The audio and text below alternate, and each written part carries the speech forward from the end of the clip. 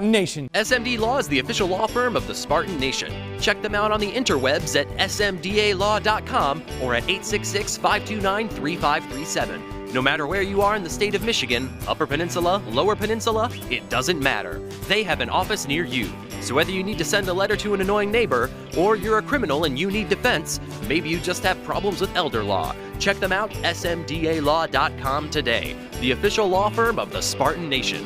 Call them first. Then you act.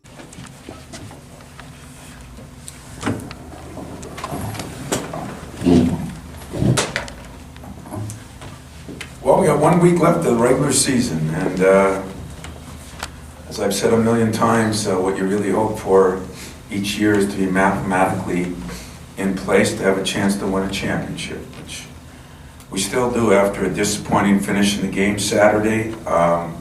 There's no question that that was, an incredible week where if you're a Wild World of Sports fan, you saw the thrill of victory and the agony of defeat all within 6 days. And I thought we played well enough in that game for 38 minutes to win the game. And we did not win the game. And all we can do is look at ourselves. We've had a lot and share a lot of adversity, and yet doesn't change. There's nothing we can feel bad about. We can just learn from it and figure out how to deal with it better. It's probably strengthened our resolve a little bit, strengthened our team in some ways, but right now, the only focus we have is on the Nebraska game.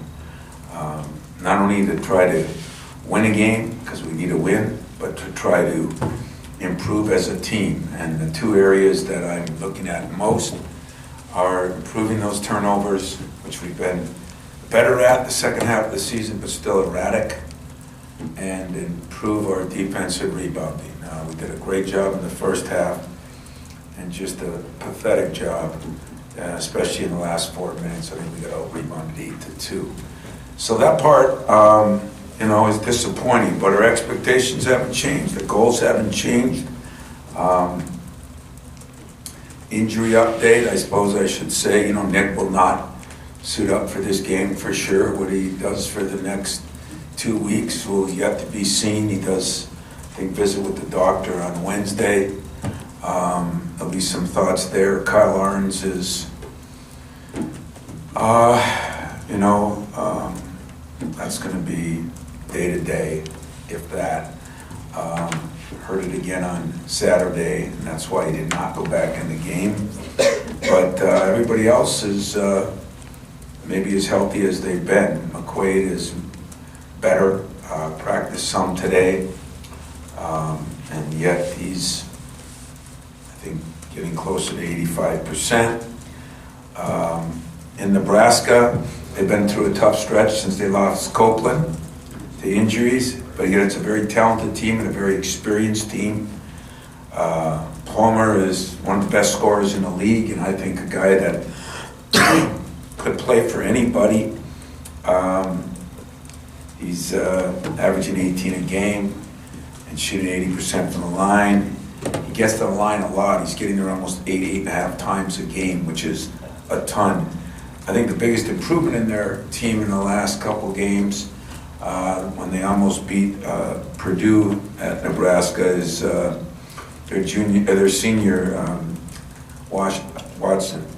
Watson was a guy that a lot of people had as a preseason, second teamer at worst, and had an average year so far. And last 4 or 5 games, he started to shoot the ball. He's very athletic. He leads the team in 3-point shooting. And then junior forward Isaiah Roby is also a guy that is very active for a 6'9" guy. He's a double-figure scorer. He leads the team in rebounding at almost 8 a game. Nebraska, one of their strengths is one of our weaknesses. They turn the ball over, I think, 6th or 7th best in the country at about 9.5 a game. And the 5 active players they had made at least 23 pointers, each one of them. So they have different guys that are shooting the ball from the 3, which will be a different challenge for us. as I look back at where we are as far as defense and offense, you know, the big problem, we shoot 54% in the last game, but we only get 48 shots. Part of that is from the offensive rebounding, part of that, or lack thereof, and part of it is the turnovers and being plus 10 in the turnovers, and that's been disappointing. We're not running as good as we were running a month ago. Some of that is self-explanatory with the injuries, and some of it we tried to work hard on today to get back to. So whatever questions you have, I'll answer. Tom, Cassius's rookie year was pretty brutal on him. It was tough. You were tough on him. The adjusting to the game was tough, but look where he is today. Foster isn't going to change. There's not enough time in the season for him to make a major change. But have you had Cash talk to him about, hey, I know what a rough rookie season is and look where I'm at? Mm-hmm. Cassius has talked to him, and so have I. And Foster, you know, last game, I swear we played him a little bit more, and probably cost us some at the end, and didn't play bad. 2-3 minutes he was in there, and probably at this point, you know, deserves a little more of a chance. But what I try to tell my team guys is you got to remember when the year started, I thought I'd play Henny 10, 12 minutes. I thought I'd play Foster a few minutes. I thought about redshirting 3 other guys, and even talked to each one of them about it. And the way life goes, it just didn't turn out that way. But we shouldn't expect that we should learn from Cassius. You know, it was hard on him, but in some ways, what's so hard? You know, he came in, a good player, but it's not like you come in a top 5 player. You know, I'll say it 100 times. We get spoiled sometimes, like every freshman's supposed to be a Duke or Kentucky is supposed to just excel. And that's not the way it works for 95% of them. And as I said about guys going from high school to college, it's the same from college to pro. Most of the time, if you're not as successful as early on, it's physical. You know, I always use Chris Webber. I mean, he could go from high school to college and college to pro, because he was physically that way. Zach Randolph was physically. Most guys, if they struggle, it's because they're not physically ready. And Cassius went through some of that. Foster's going through it even more. Gable's gone through a little bit of that. Marcus Bingham has gone through a little bit of that. So I still think Foster's going to play a little bit more each game. We'll see. But I do think that has to happen. You know, in some ways, we're going to be force-fed on who we play because of the injuries. So there'll be a couple other guys who are going to get a couple more chances coming up tomorrow, and we'll see how they respond. That was my next question with Kid here, especially that one little stretch in the second half that I think it was the 9-0 run that he was in there. What was different maybe from him in that game? Was it just simply a physical matchup with the Indiana guys? Yeah, strictly physical. They have 6'8" guys that are built and are strong and are very athletic. And Kithier held his own in a lot of games. He held his own actually against a bigger guy who wasn't as athletic when he was in there against Davis. But, you know, you go on an 8-2 rebound edge at the end. They hit a couple threes that, you know, if you look at those games, and it's easy to say hindsight, but both times they had some guys that haven't hit threes all year that made threes, and so that makes runs look worse than they really are. But the offensive rebounding that teams have done against us a lot this year is a shame. It just shouldn't happen, and hasn't happened here very often in 20-some years, and we got to clean it up again. And we're spending more time, you know, losing Nick hurts that, because it's not his 7 rebounds, it's his 7 rebounds in 23 minutes. If you look at rebounds per minute, he'd be even a lot higher. It's a lot more value, just like points per minute.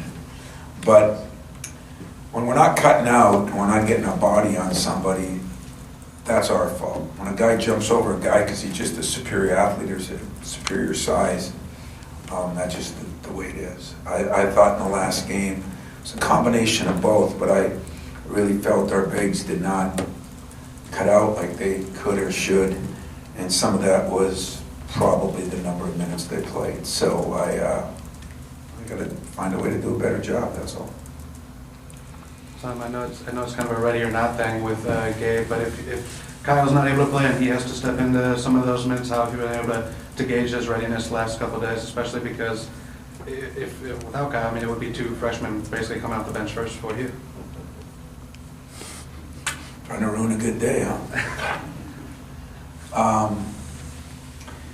You know what? As I looked at the last film, Kyle didn't play last time we, excuse me, played Nebraska, and Gabe played like 20 minutes or 18 minutes. And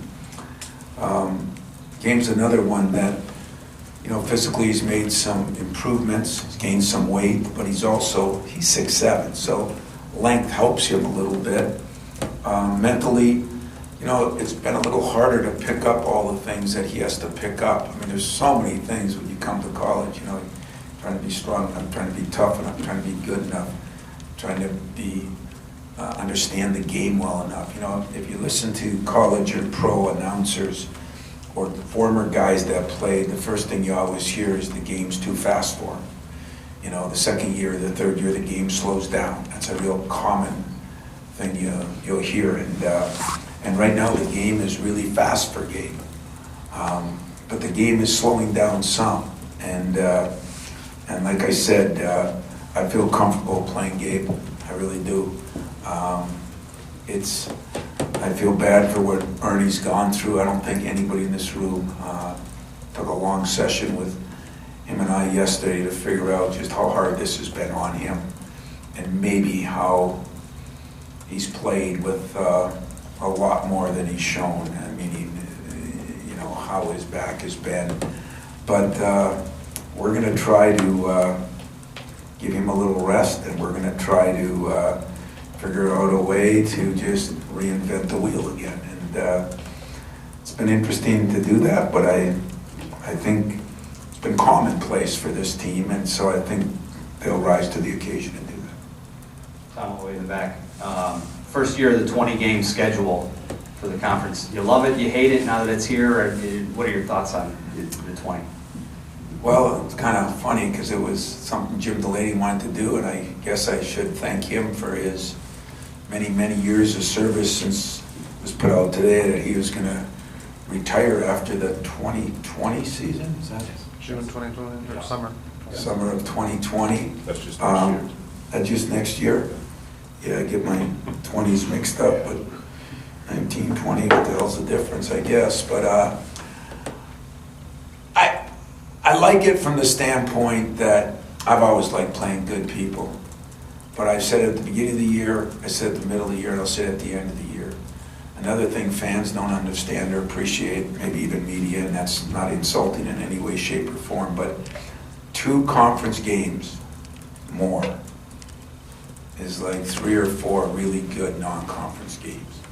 And you gotta understand, when you're playing in a conference, you see each other, you can compare each other to other teams in the conference. Everybody gets to know you. They know what gum you're chewing. You know, if guys are wearing cologne, they know what it is. You know, I mean, they just kind of have a feel for one another. That's so simple, and the grind of that, especially of all years to go to that, we went this year, which there's no doubt, top to bottom, the conference has been the toughest it's ever been. And now you add 2 more games into the 18, and I hear some people talking on TV that are on the 18-game schedule saying, you know, it's been a grind. It's been a grind in the ACC. It's been a grind in the Big 12 or SEC. Well, it's been a double grind in the Big 10 because the teams are good.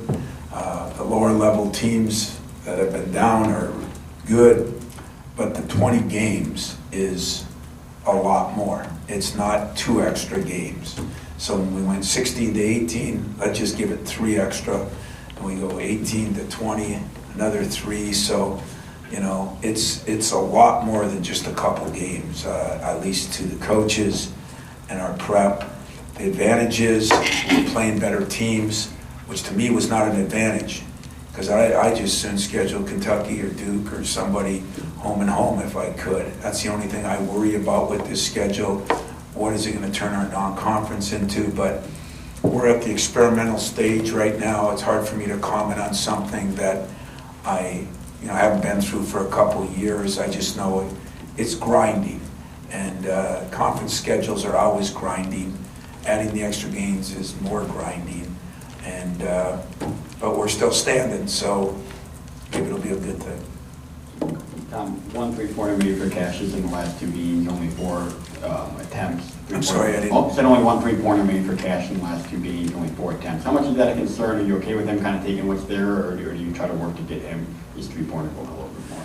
You know, I think we talked about it early, that you take Nick out of there, they're going to press up a little bit more.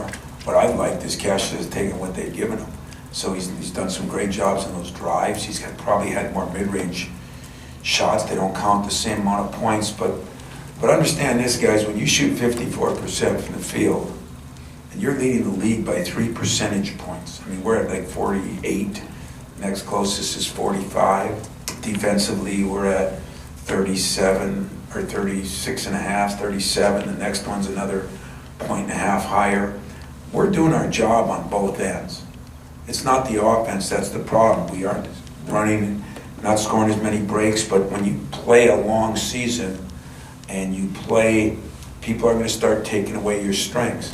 What I say happens in a season is if you're better than the team you're playing, you play your style of ball. If teams aren't as good as you, they're going to do some things to take away your strength. And sometimes it might be send more guys back. Sometimes it might be to do something else. And so I love the fact that Cassius has taken what they've given him. Would it be nice if we ran a little bit better? We aren't running as good. I think because we just, we don't have the bodies to keep up that pace. And that's what I told you early in the year. Everybody can say, well, somebody else played 35 minutes, 37 minutes, 38 minutes now, but not at that pace both ways. So I don't have a problem with that. If I have a problem right now, it's are we going to rebound and are we going to quit turning the damn ball over? And those two things are not skilled as much as choices. And we got to make better choices, If Kithier cuts a guy out and he just jumps over him because he's a bigger, stronger, better athlete, so be it. If we're not cutting a guy out, that's a choice. The turnovers, I don't even think that's a skill. I think those are choices too in making decisions that maybe what you want to be. I've had players, I've had people ask me why certain players aren't taking shots. Well, other teams have scouting reports just like we do. And what you do is you go by the percentages. And so we got to do a better job in taking care of that ball, and that's been a problem most of the year. Now, we have had games where we had 6, 7, 8, 9, and we've won those games. But when we're 13 and over, we've lost a couple games. And so more than the offense, more than the three-point shot, more than the fast breaks, I'm more worried about can we take care of the ball and can we get some defensive rebounds? And we're leading or second in the league in rebounding, so it just doesn't make a lot of sense. That's why analytics won't say what I was going to say, but you know what I was going to say. Speaking of choices and the grind of a season, there's a chance next week you're going to be in a spot where you've got 3 games in 3 days and a team that's thin, and you want to be healthy, I'm guessing, and fresh, and these guys the following week, as much as anything, will, and maybe the results this week and whether you have a Big Ten championship or not affect that, but how do you approach the week when you may be working back in a guy like Nick Ward, when you may want not to tax Matt McQuaid to every degree? Like, will you approach next week differently than you would any other tournament? Will you be thinking about the following week beyond that?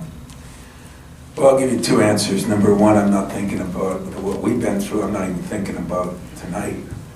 I'm thinking about today. Then tonight I'll think about tonight. Tomorrow morning I'll think about that. But in the big picture, what I'm thinking of doing is trying to win the next 2 games, and maybe we get lucky and win the Big Ten. Then I think I'm going to forfeit the next week. Just take it off and not go. And you guys won't have to work. I'll forfeit early. and get ready for the NCAA. No, I probably won't do that either. You know, what I'll probably do is just find a different way. You know, as much as I've complained about, I don't think I've over-complained, but as much as it's driven me crazy to have to reinvent my team, it seems like every week, there's been some fun to it. I mean, we have done some different things. I mean, we've covered things differently. We've run things offensively differently. We're trying to put people in the exact position they can be successful. Some of that is frustrating and some of that is exhilarating. You know, I've enjoyed not sleeping because I can think about what else I could do instead of just not sleeping, worried about something else. It's almost been a positive not sleep, if that makes any sense in the world, which most of you are laughing at me, and I don't blame you, but if you don't sleep because you're worried about injuries, you're worried about this, I'm not worried about those things. I really am not sleeping. I get up at night, go to my office, and look at some things offensively that I think we could do, and look at some film from 10 years ago, and there's a couple plays, because I had a player like this guy who maybe doesn't shoot it as well, a player like that guy. That part's been kind of fun for me, but I really haven't thought past Nebraska. Sure, the back of my mind, you know, everything you do. You know, I thought about it last game with McQuaid, you know, how bad is it? I mean, he did not practice 1 second and barely shot at Indiana that night. And he's a tough kid, and you know, he's better today. I mean, it's not a sprain that was going to be real bad. It's just that he couldn't push off. And so I thought about, you know, do I hold him up? Do I do this? Do I do that? I've never been a guy to live each day like, you know, I could die tomorrow. So I'm going to live each day like it's my last. And if that changes next week, you know, what do we do with Nick? I just don't even know when Nick will be ready, but let's say that he gets the green light, that we can start working him in, you know, where is his conditioning at? What can we do? But funny, he went through the layup line today, and he was all smiles. You know, we shoot a half-court shot before every home game to start practice. Who made the half-court shot? The only one on the team today. We usually make 3 of them. And the last guy to shoot was Nick. Thing looked picture perfect. It went right through, you know, and so maybe that's a good omen. Yeah, if you don't play in the conference tournament, you'll be my hero because it's useless. But Fred, you and I don't agree on many things, especially baseball-wise, but that's one that I kind of hang with you. Here's my question, though. I want to go back to what you said in the beginning about the resolve. How do you measure resolve against a team that is pretty fatigued? How much can resolve carry a team? It's a little worn out. Yeah, you know, I think a lot. You know, I think we're playing for a lot right now, still. A real lot, you know, whether it be a conference championship, whether it be to end up winning 25 regular games, whether it get to be, you know, 16-4, that's still a lot of conference wins. Whether it be to beat your rival, whether it be for the seeding in the Big Ten tournament, whether it be for the seeding in the NCAA tournament. I mean, we got a ton of things to play for yet. And I think our players know that. And, you know, what you learn about them, and that's kind of exactly what I asked my team today. Before we started practice, I said, you know, X, I know what kind of guy you are. I know you're tough. I know you were tired at the end. Are we going to succumb to that? Or are we going to find a way? You know, Cash, I know I'm beating the hell out of you. You know, I'm going to feel sorry for you and tell everybody, or you want to find a way. I think we can find a way. I think it's got to be together. And I think we got a real together group. And I think they're going to rally. Sometimes rallies aren't good enough. But we rally, I like my chances. Really do. Tom, anybody can coach a perfect Come on, season. one day I need water. Max, where's Max? One day I need water. Think I'm John Thompson or something? Anybody can coach a team when it's going great, when there's no injuries and everything, life is good.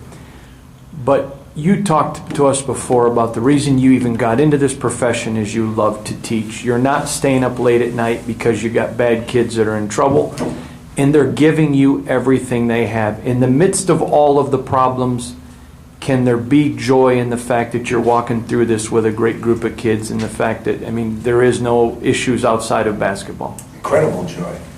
And that's what people should realize, you know, this group, I mean, hey, we fought our tail off the other day. I mean, we really did. I mean, we fought our tail off, and it wasn't quite good enough. And a lot of things had to happen for it not to be good enough.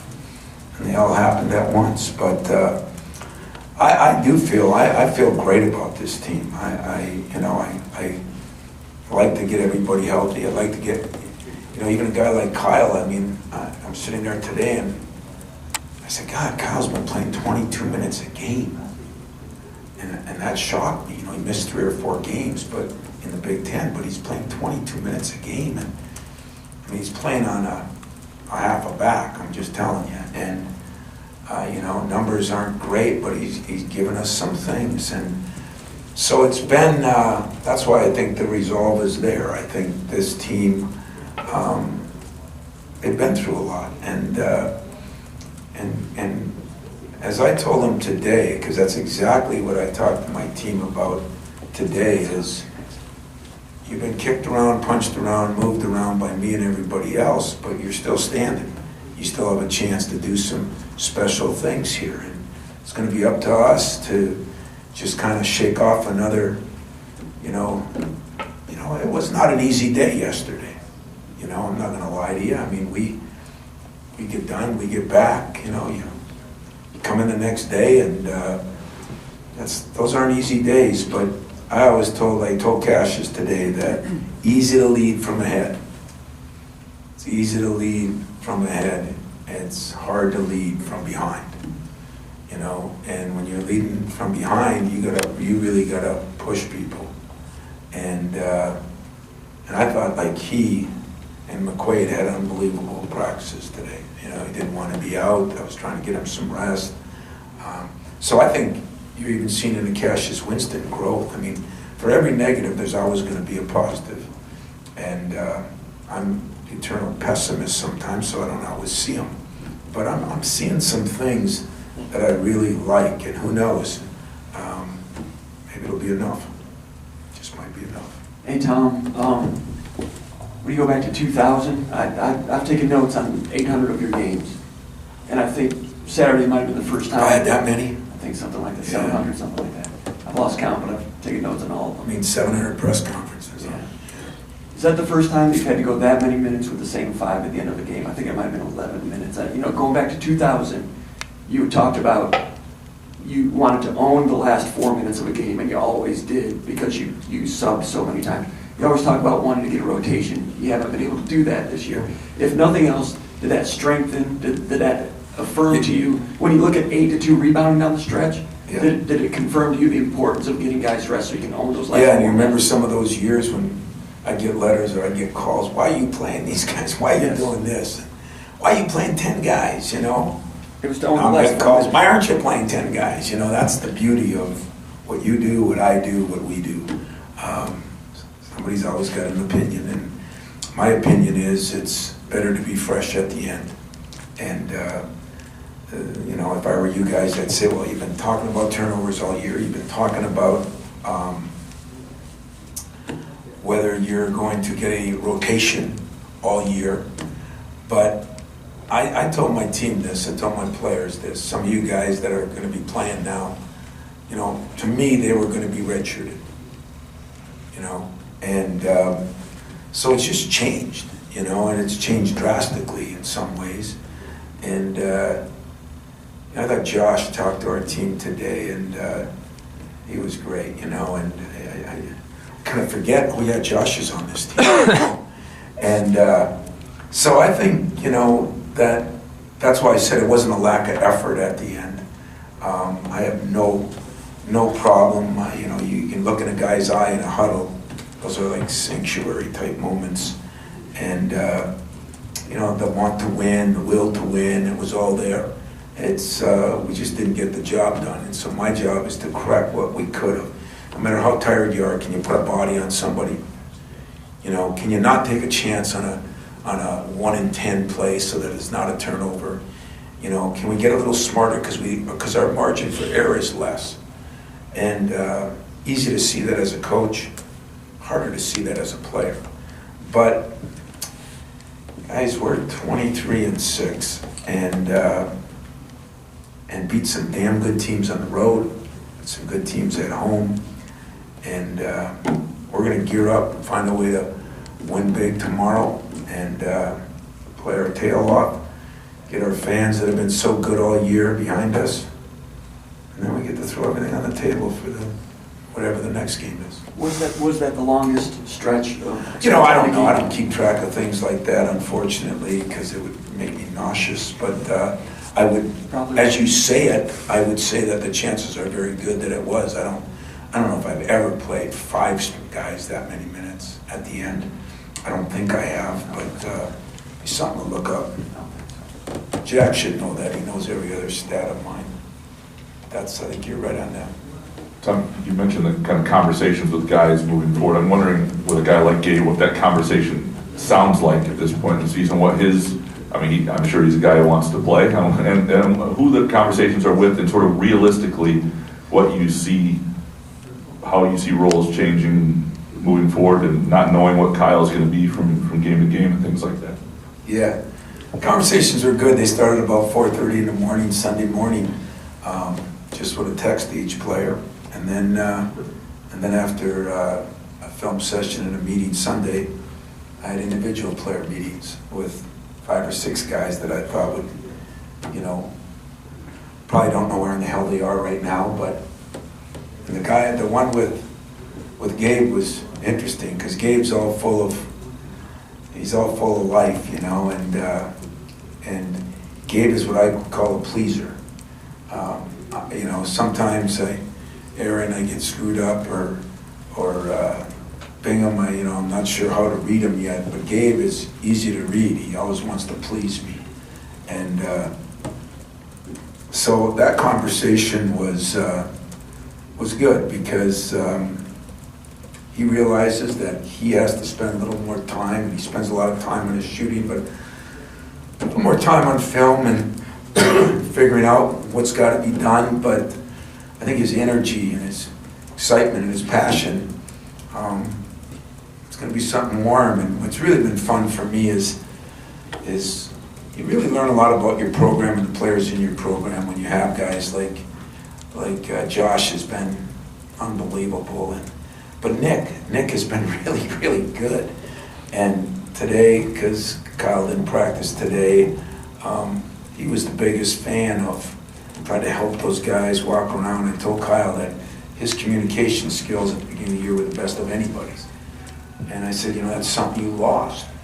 You lost it because of frustration, of not playing healthy. And I said, you gotta get back to doing what you can do to help this team win. And so, man, I got a lot of assistant coaches now, and I got a lot of guys, and I found out that I think Gabe and Aaron listen to Kyle more than they listen to me, and I'm smart enough to know who cares who gets the credit. I just want the results, so I'm cool with that. But yeah, we had some good conversations with 4 or 5 guys because roles are changing a little bit. Any other questions? Yeah, with Kyle in particular, you had mentioned potentially shutting him down. Is it still an option? And how do you have to have those communication skills improving based on what you said on Saturday with him not telling you maybe where the back is right now? Yeah, but as a coach, even as a parent, my kid comes in and says my ankle's sore, I'm not going to go to practice. I say it's a cold day in hell before that'll happen. I don't feel any different about my own kids. You got to love a guy who wants to play dead. But we had to have a talk with him about there is a part, are you hurting you and the team and everyone else? And, Kyle said something to me in my meeting with him that kind of hit home. He said, Coach, you don't understand. I came in with Cueto and Noam Kenny, and I just wanted to send those guys out the right way. So anything I could do to help them.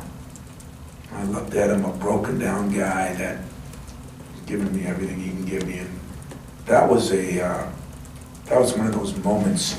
You're sitting in your office, just you and a player, that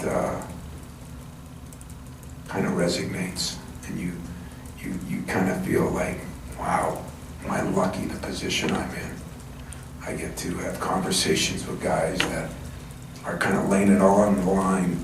And so Kyle, when I say shutting them down a little bit, I made a decision that you're not going to practice for the next couple of days, and then we'll see, how you feel. He was feeling the best he had felt last week. We gave him a few days off, and then he practiced a few days, was feeling good. And he took a charge in that game. I said, is that where it happened? It was no, it was a dive in front of our bench. The guy's a kamikaze pilot, so he's one tough SOB, and I can't tell him to play 3/4 speed or half speed. It's just not in his DNA.